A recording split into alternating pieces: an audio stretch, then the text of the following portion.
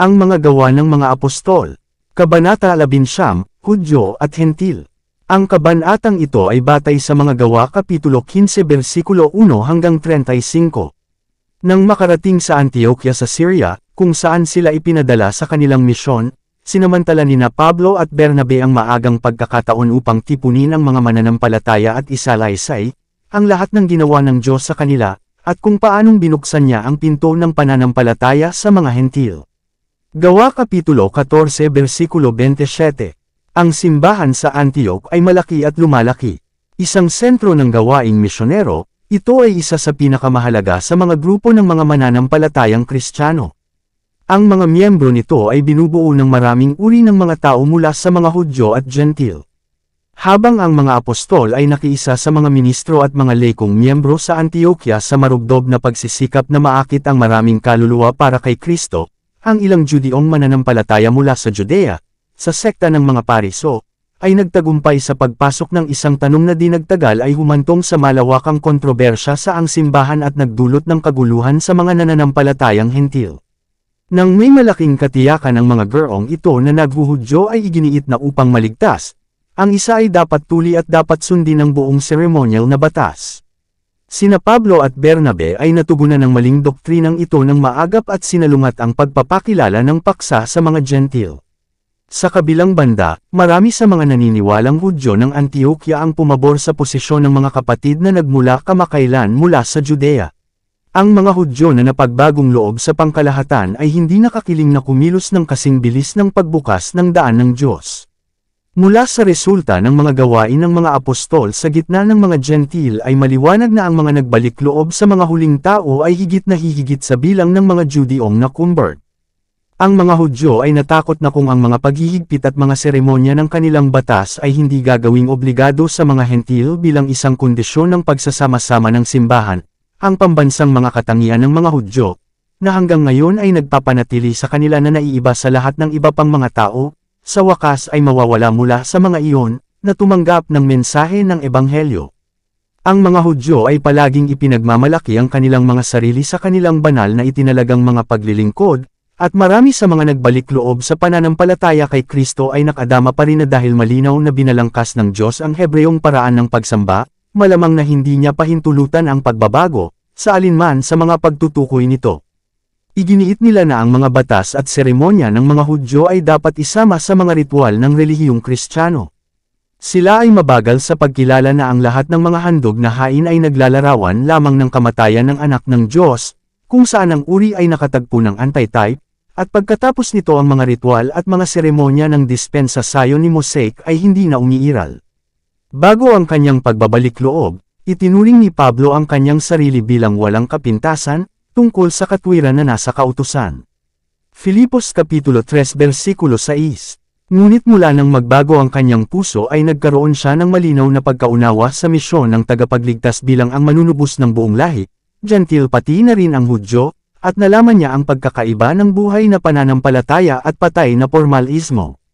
Sa liwanag ng Ebanghelyo ang mga sinaunang ritual at seremonyang ipinagkatiwala sa Israel ay nagkamit ng bago at mas malalim na kahalagahan.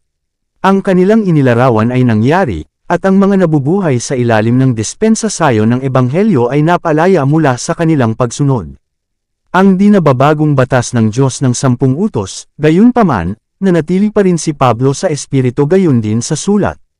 Sa simbahan sa Antioch ang pagsasaalang-alang sa usapin ng pagtutuli ay nagbunga ng maraming talakayan at pagtatalo.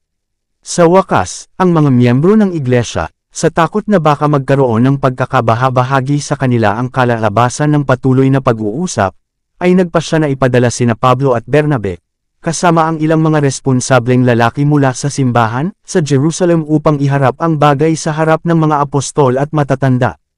Doon sila makakatagpo ng mga delegado mula sa iba't ibang simbahan at yaong mga pumunta sa Jerusalem upang dumalo sa nalalapit na mga kapistahan. Samantala ang lahat ng kontrobersya ay itigil hanggang ang isang pinal na desisyon ay dapat ibigay sa pangkalahatang konseho. Ang desisyong ito noon ay dapat tanggapin ng lahat ng iba't ibang simbahan sa buong bansa. Sa daan patungo sa Jerusalem, binisita ng mga apostol ang mga mananampalataya sa mga lungsod na kanilang dinaanan, at pinasigla sila sa pamamagitan ng pagsasalaysay ng kanilang karanasan sa gawain ng Diyos at sa pagbabagong loob ng mga Gentile. Sa Jerusalem nakilala ng mga delegado mula sa Antioch ang mga kapatid ng iba't ibang simbahan, na nagtipon para sa isang pangkalahatang pagpupulong, at sa kanila ay ikinwento nila ang tagumpay na dumalo sa kanilang ministeryo sa mga Gentile. Pagkatapos ay nagbigay sila ng malinaw na balangkas ng kalituhan na nagdulot dahil ang ilang nagbalik loob na mga pariso ay nagpunta sa Antioch na nagpapahayag na, upang maligtas, ang mga Gentile na nagbalik loob ay kailangang tuliin at sundin ang batas ni Moises. Ang tanong na ito ay mainit na tinalakay sa kapulungan. Malapit na nauugnay sa tanong ng pagtutuli ang ilang iba pa na humihiling ng maingat na pag-aaral. Ang isa ay ang problema kung anong saloobin ang dapat gawin sa paggamit ng mga karne na inihandog sa mga idolo. Marami sa mga Gentile na napagbagong loob ay namumuhay kasama ng mga ignorante at mapamahiin na mga tao na gumagawa ng madalas na pag-aalay at pag-aalay sa mga Diyos-Diyosan. Ang mga pari ng pag-anong pagsamba na ito ay nagsagawa ng malawak na kalakal kasama ang mga handog na dinadala sa kanila, at ang mga Hudyo ay nangamba na ang mga Gentile na nakumbert ay magdulot ng kasiraan sa Kristyanismo sa pamamagitan ng pagbili ng inialay sa mga Diyos-Diyosan, at sa gayo'y pinahintulutan, sa ilang sukat, ang mga kaugaliang idolatroso. Muli, ang mga Gentile ay nakaugalian na kumain ng laman ng mga hayop na binigti, samantalang ang mga Hudyo ay banal na itinagubilan na kapag ang mga hayop ay pinatay para sa pagkain, ang partikular na pangangalaga ay dapat gawin na ang dugo ay damaloy mula sa katawan, kung hindi, ang karne ay hindi maituturing na mabuti. Ibinigay ng Diyos ang mga utos na ito sa mga Hudyo para sa layuning mapangalagaan ang kanilang kalusugan. Itinuring ng mga Hudyo na makasalanan ang paggamit ng dugo bilang pagkain. Pinaniwalaan nila na ang dugo ay ang buhay, at ang pagbubuhos ng dugo ay bunga ng kasalanan. Ang mga Gentile, sa kabaligtaran, ay nagpraktis sa paghuli ng dugo na damaloy mula sa biktima ng sakripisyo at ginagamit ito sa paghahanda ng pagkain. Ang mga Hudyo ay hindi makapaniwala na dapat nilang baguhin ang mga kaugalian na kanilang pinagtibay sa ilalim ng espesyal na patnubay ng Diyos. Sa makatuwid, tulad ng mga bagay noon ay nakatayo, kung ang Hudyo at Gentile ay magtatangka na kumain sa iisang mesa, ang una ay magugulat at magagalit sa huli. Ang mga Gentile, at lalo na ang mga Griego, ay labis na maalay, at may panganib na ang ilan, na hindi nagbalik loob sa puso, ay magpahayag ng pananampalataya nang hindi itinatakwil ang kanilang masasamang gawain. Ang mga Kristiyanong Hudyo ay hindi maaaring tiisin ang imoralidad na hindi man lang itinuturing na kriminal ng mga pagano.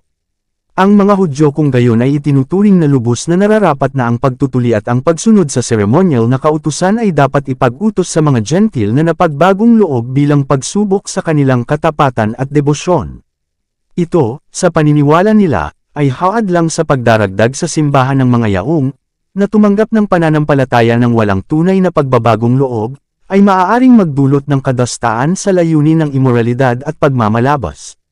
Ang iba't ibang mga punto na kasangkot sa pag-aayos ng pangunahing tanong na pinag-uusapan ay tila iniharap sa konseho ng hindi malulutas na mga paghihirap.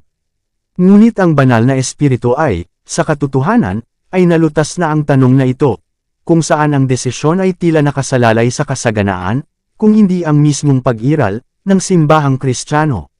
Nang magkaroon ng maraming pagtatalo, ay tumindig si Pedro, at sa kanila'y sinabi, "Mga lalaki at mga kapatid, nalalaman ninyo na noong unang panahon ay pinili ng Diyos sa atin, upang ang mga Gentile sa pamamagitan ng aking bibig ay marinig ang salita ng Ebanghelyo, at maniwala. Siya ay nangatuwiran na ang banal na espiritu ay nagpasya sa bagay na pinagtatalunan sa pamamagitan ng pagbaba na may pantay na kapangyarihan sa mga dituling Gentile at sa mga tulig Hudyo. Isinalaysay niya ang kanyang pangitain, kung saan ipinakita ng Diyos sa harap niya ang isang kumot na puno ng lahat ng uri ng mga hayop na may 4 na paa at inutusan siyang pumatay at kumain.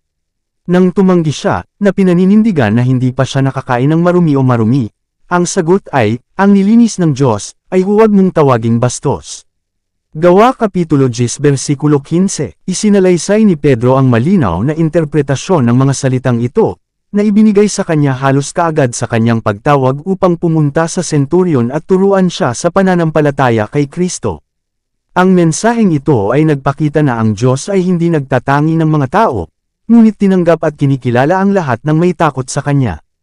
Ikinwento ni Pedro ang kanyang pagkamanghanang sa pagsasalita ng mga salita ng katotohanan sa mga nagtitipon sa tahanan ni Cornelio, nasaksihan niya ang pag-aari ng banal na espiritu sa kanyang mga tagapakinig, mga Gentil at pati na rin sa mga Hudyo. Ang gayunding liwanag at kaluwalhatian na naaninag sa tulig mga Hudyo ay sumikat din sa mga mukha ng mga hindi tulig Gentil.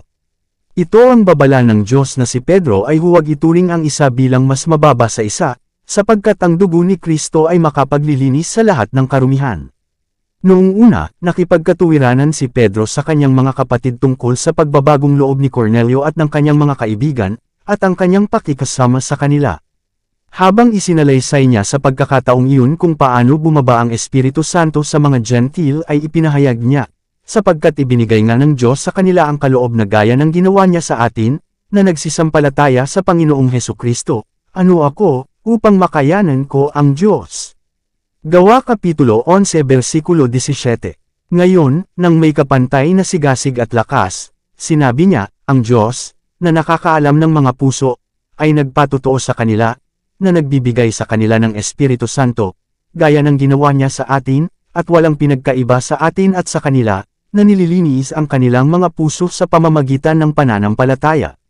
Ngayon nga, bakit ninyo tinutokso ang Diyos, na maglagay ng pamatok sa leeg ng mga alagad, na kahit ang ating mga ninuno o tayo man ay hindi nakayanang dalhin.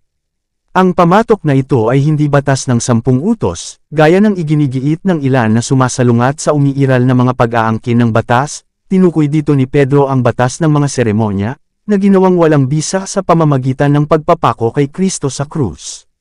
Ang talumpati ni Pedro ay nagdala sa kapulungan sa isang punto kung saan maaari silang makinig ng may pagtitiis kina Pablo at Bernabe, na nagsalaysay ng kanilang karanasan sa paggawa para sa mga Gentil. Tumahimik ang buong karamihan, at nakinig kina Bernabe at Pablo, na ipinapahayag kung anong mga himala at mga kababalaghan ang ginawa ng Diyos sa mga Gentil sa pamamagitan nila. Nagbigay din si Santiago ng kanyang patuto ng may pasya, na ipinahayag na layunin ng Diyos na ipagkaloob sa mga Gentil ang parehong mga pribilehiyo at pagpapala na ipinagkaloob sa mga Hudyo. Nakita ng banal na espiritu na mabuti na huwag ipataw ang ceremonial na batas sa mga Gentil na nagbalik loob, at ang pag-iisip ng mga apostol tungkol sa bagay na ito ay tulad ng pag-iisip ng Espiritu ng Diyos. Si Santiago ang namuno sa konseho, at ang kanyang huling desisyon ay, kaya nga ang aking hatol ay, na huwag nating guluhin sila, na mula sa mga Gentil ay nagbalik loob sa Diyos. Dito natapos ang talakayan. Sa pagkakataong ito mayroon tayong pagpapabulaanan sa doktrinang pinanghahawakan ng simbahang Romano Katoliko na si Pedro ang pinuno ng simbahan. Yaong mga, bilang mga papa, ay nag-aangking mga kahalili niya, ay walang batayan sa kasulatan para sa kanilang mga pagpapanggap.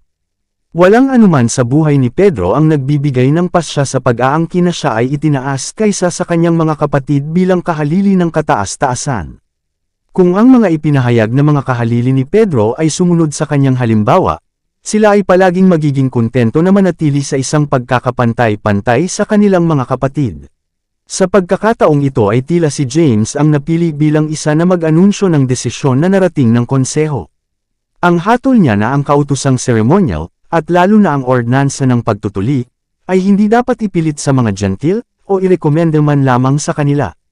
Sinikap ni Santiago na ikanintal sa isipan ng kanyang mga kapatid ang katotohanan na, sa pagbabalik loob sa Diyos, ang mga Hentil ay gumawa ng malaking pagbabago sa kanilang buhay at ang labis na pag-iingat ay dapat gamitin na huwag silang abalahin sa mga nakalilito at nagdududang tanong na hindi gaanong mahalaga, baka sila ay panghinaan ng loob sa pagsunod kay Kristo. Gayunpaman, dapat talikuran ng mga Gentil na nagbalik loob ang mga kaugalian na hindi naaayon sa mga simulain ng Kristyanismo. Kaya nga ang mga apostol at matatanda ay nagkasundong na turuan ang mga Gentil sa pamamagitan ng sulat na umiwas sa mga pagkaing inihandog sa mga Diyos-Diyosan, sa pakikiapid, sa mga binigti, at sa dugo. Dapat silang himukin na sundin ang mga utos at mamuhay ng banal. Dapat din silang makatiyak na ang mga lalaking nagpahayag ng pagtutuli bilang may bisa ay hindi autorisado na gawin iyon ng mga apostol. Itinuro sa kanila sina Pablo at Bernabe bilang mga lalaking itinaya ang kanilang buhay para sa Panginoon. Sina Judas at Silas ay isinugo kasama ng mga apostol na ito upang ipahayag sa mga Gentil sa pamamagitan ng salita ng bibig ang pasya ng konseho, inaasahan ng Espiritu Santo, at sa amin, na huwag kayong pasanin ng anumang mas malaking pasanin kaysa sa mga kinakailangang bagay na ito, na kayo'y umiwas sa mga pagkaing inihandog sa mga Diyos-Diyosan, at sa dugo, at sa mga binigti, at sa pakikiapid, na kung kayo'y mag-iingat sa inyong sarili, ay gagawa kayo ng mabuti. Ang 4 na lingkod ng Diyos ay ipinadala sa Antioquia na may sulat at mensahe na magwawakas sa lahat ng pagtatalo, sapagkat ito ang tinig ng pinakamataas na awtoridad sa lupa. Ang konseho na nagpasya sa kasong ito ay binubuo ng mga apostol at mga guro na naging prominent sa pagtatayo ng mga simbahang Kristiyanong Hudyo at Gentil, kasama ang mga piniling delegado mula sa iba't ibang lugar. Ang mga matatanda mula sa Jerusalem at ang mga kinatawan mula sa Antioch ay naruroon, at ang pinakamaimpluwensyang mga simbahan ay kinakatawan. Ang konseho ay kumilos alinsunod sa mga dikta ng maliwanag na paghatol, at sa dignidad ng isang simbahan na itinatag ng banal na kalooban. Bilang resulta ng kanilang mga deliberasyon nakita nilang lahat na ang Diyos mismo ang sumagot sa tanong na pinag-uusapan sa pamamagitan ng pagkakaloob sa mga Gentil ng Espiritu Santo, at natanto nila na bahagi nila ang sundin ng patnubay ng Espiritu. Ang buong katawan ng mga Kristiyano ay hindi tinawag upang bumoto sa tanong. Ang mga apostol at matatanda, mga taong may impluwensya at paghatol, ay nagbalangkas at naglabas ng utos, na sa gayon ay karaniwang tinatanggap ng mga simbahang Kristiyano. Hindi lahat, gayunpaman, ay nasiyahan sa desisyon, may paksayo ng mga kapatid na ambisyoso at may tiwala sa sarili na hindi sumang-ayon dito. Ipinapalagay ng mga lalaking ito na makisali sa gawain sa kanilang sariling responsibilidad.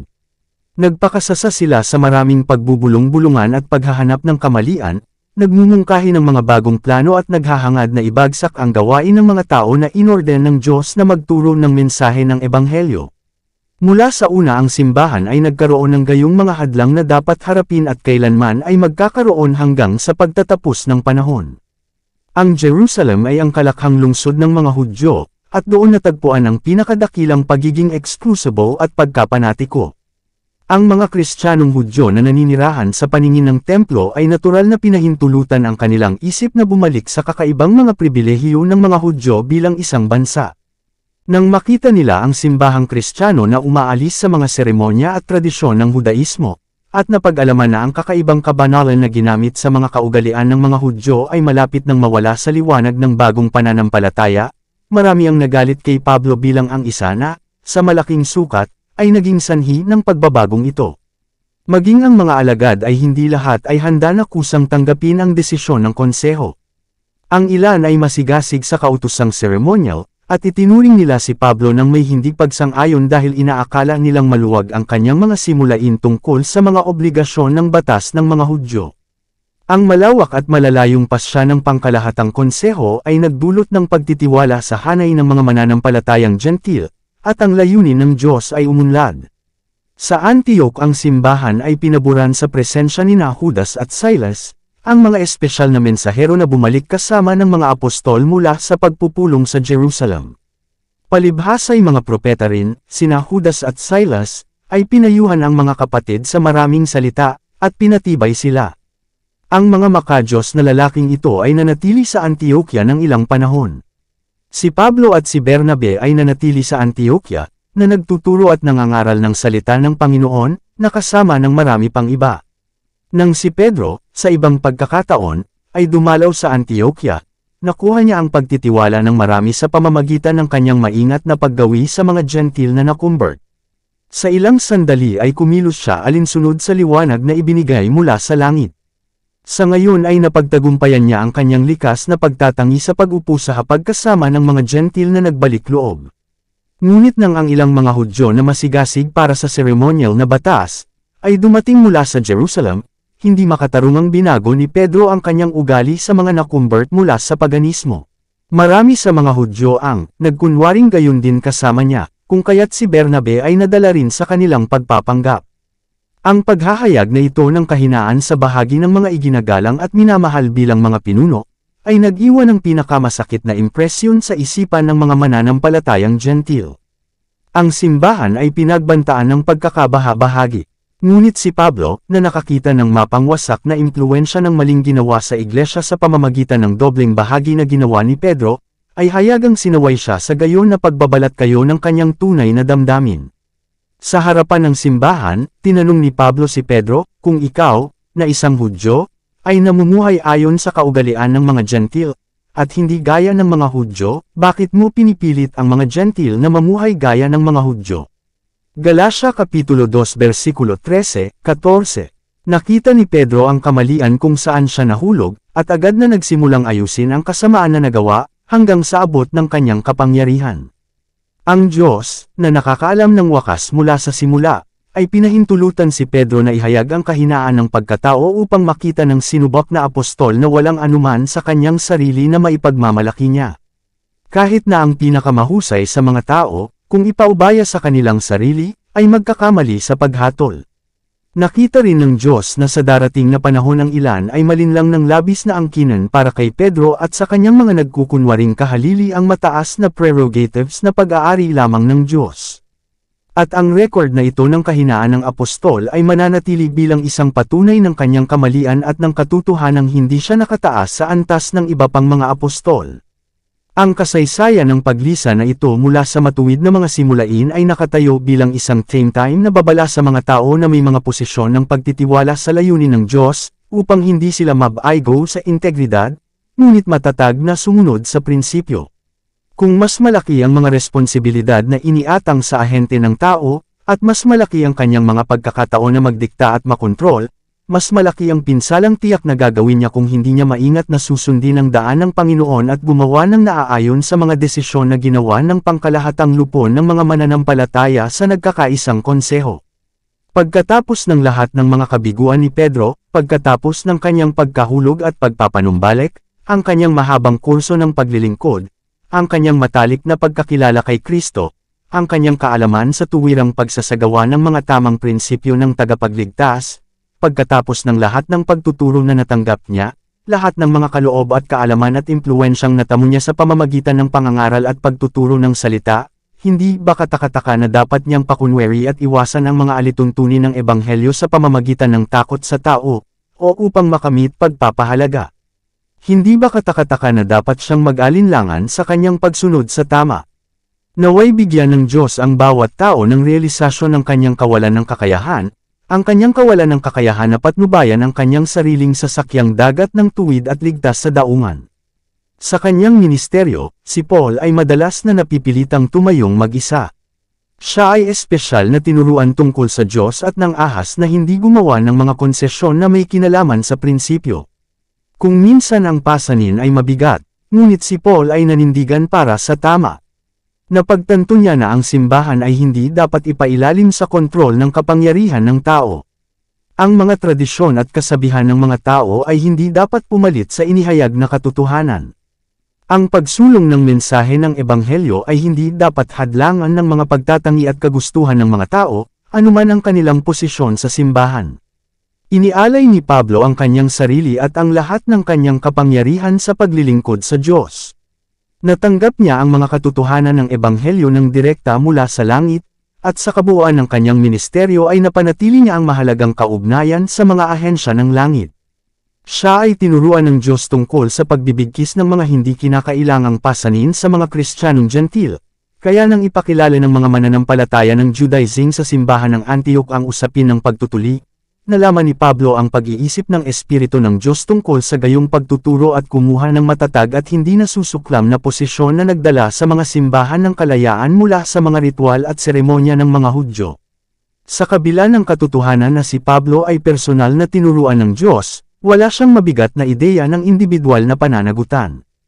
Habang tumitingin sa Diyos para sa tuwirang patnubay, lagi siyang handa na kilalanin ang awtoridad na ipinagkaloob sa katawan ng mga mananampalataya na nagkakaisa sa pagsasama-sama ng simbahan. Nadama niya ang pangangailangan ng payo, at kapag may mga bagay na mahalaga, natutuwa siyang ailatag ang mga ito sa harap ng simbahan at makiisa sa kanyang mga kapatid sa paghahanap ng karunungan sa Diyos upang makagawa ng mga tamang desisyon. Maging ang mga espiritu ng mga propeta, ang sabi niya, ay nasasakop ng mga propeta. Sapagkat ang Diyos ay hindi ang may akda ng kaguluhan, kundi ng kapayapaan, gaya ng sa lahat ng mga simbahan ng mga banal. Unang Korinto Kapitulo 14 versikulo 32-33. Kasama ni Pedro, itinuro niya na ang lahat ng nagkakaisa sa kapasidad ng simbahan ay dapat na magpasakop sa isa't isa. Unang Pedro Kapitulo 5 Versikulo 5. Dito nagtatapos ang Kabanata 11. Para updated ka sa susunod na kabanata, ay huwag kalimutang mag-subscribe, mag-follow at mag-share sa ating channel Renilab TV. Maraming salamat po.